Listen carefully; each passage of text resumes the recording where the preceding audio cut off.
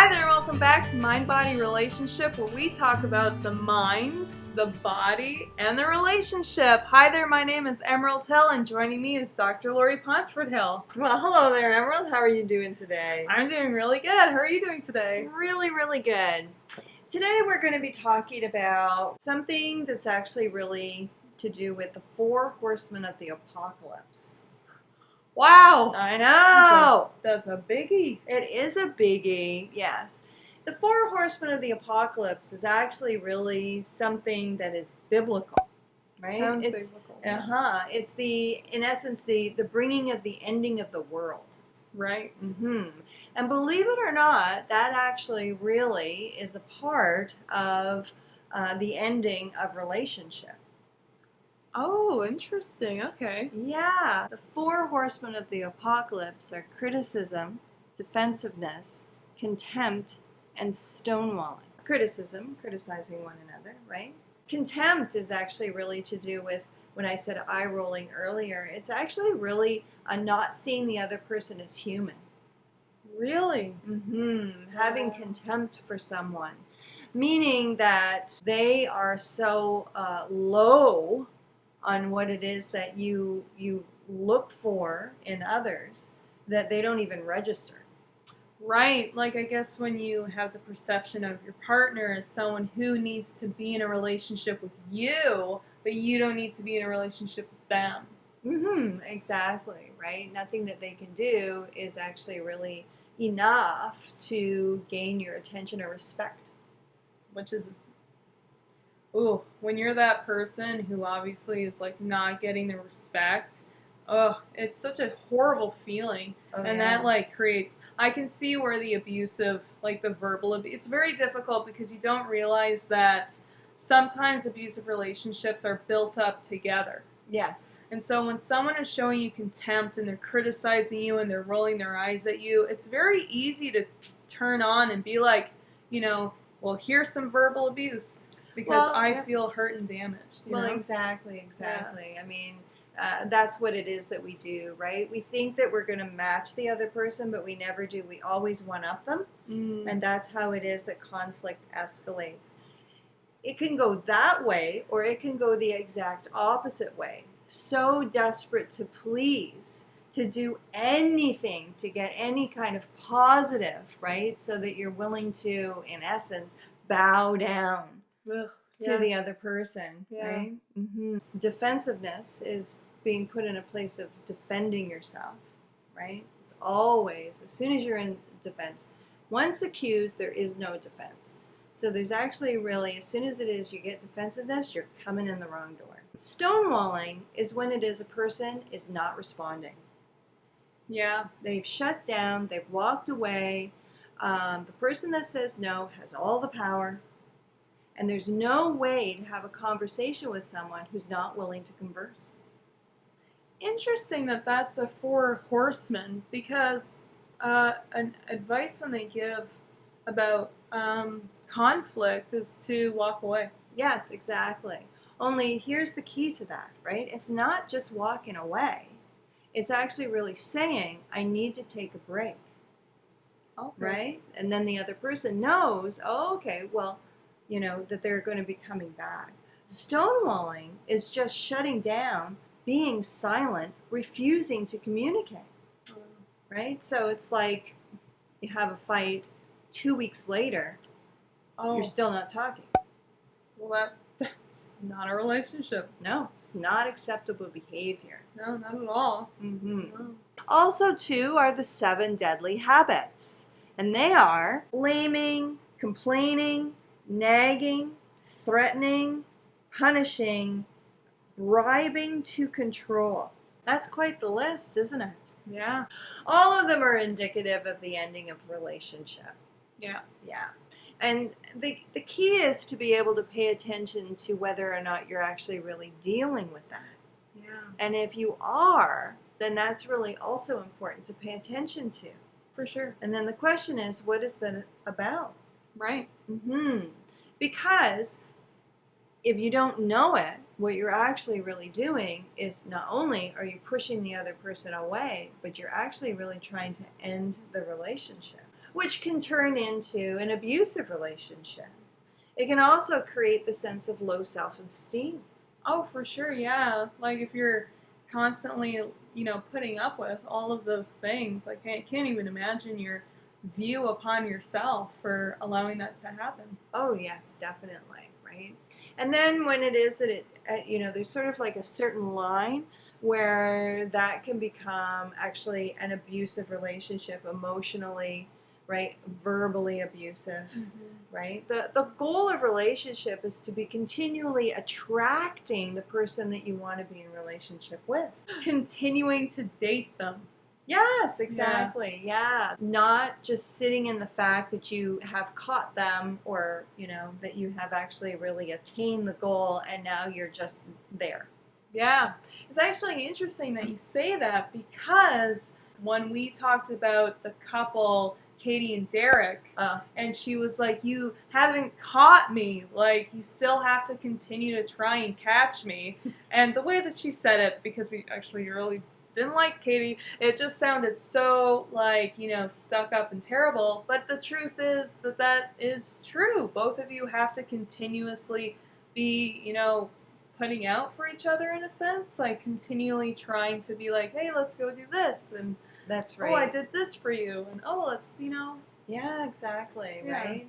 I mean, it's very, very easy to get into a negative place. For sure. Like nothing I do is good enough. That's right, exactly. So, criticizing is when it is that whatever it is that the person has done is not good enough in your eyes, right? Does not measure up to whatever it is that your expectations are. Blaming is when it is that you actually put, in essence, your evil on them, right? They've done something bad or they've done something wrong that has caused you something negative to happen, right? As opposed to paying attention to the fact that because it's a relationship, both people are in it 50-50. The next one, nagging, is actually really an interesting one. Right? Asking someone to do something over and over and over again. It's such a dynamic because I think a lot, especially when watching past like relationship counselors, and I'm talking like the 90s, maybe early 2000s, and the male counselor always says to the woman, you need to stop nagging.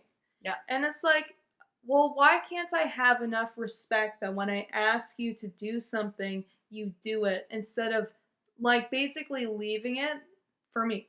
And so how are you not supposed to say, well, I've been disrespected, so now I'm just supposed to like bow down or, not take that personally? Yeah, it becomes a pattern, right? And interesting that you identified it with a woman. I know. Isn't that terrible? I know. Yeah. So, I mean, it's hard, right? Because when you're dealing with someone who is, in essence, aloof. Yes. Right? They're off, they're doing their own thing, they're in their own world, they have their own priorities. Their expectations are completely different than what it is that yours are, then it's very easy to become confused that you're actually really in a partnership. Right. They're off doing their own thing is not actually a partnership. No. And so it's easy to start to run after them, to start to say, whatever. But the truth of the matter is there's a really good opportunity to stop and actually take stock of what you've really got. When I think about men, I kind of think about it in a kind of sort of different way. Right. For men, I think more about when it is that they become very afraid that their relationship is not secure. So they start to become paranoid. Right. And it's the paranoia that starts to become the driving force that they themselves are not good enough. And so obviously, whomever it is that they're in relationship with is looking for someone else.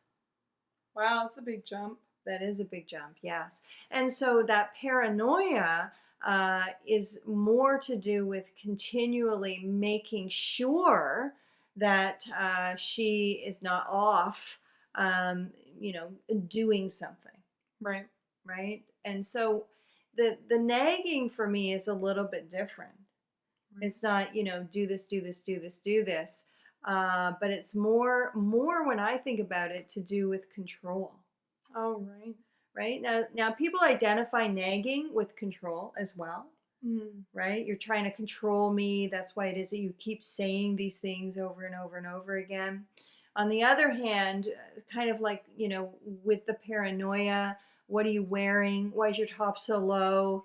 That sort of thing. Right. It also too is nagging, but it just comes out very differently. Right. Yeah. Yeah. More to do with, both of them are based in power and control. Right. Right. But they just surface very differently. Right. Yeah. I guess threatening would be like, oh, well, if you're not going to come to my thing, then I'm not going to go to your family thing. Yeah, that's so true, right? I mean, also too, based in power and control. Right. Right? Because the goal with a threat is that you're going to be taking something away from the other person that they have been looking forward to, or whatever that might be. And so it's just a way in which to control them to make sure that they're going to do what it is that you want them to do.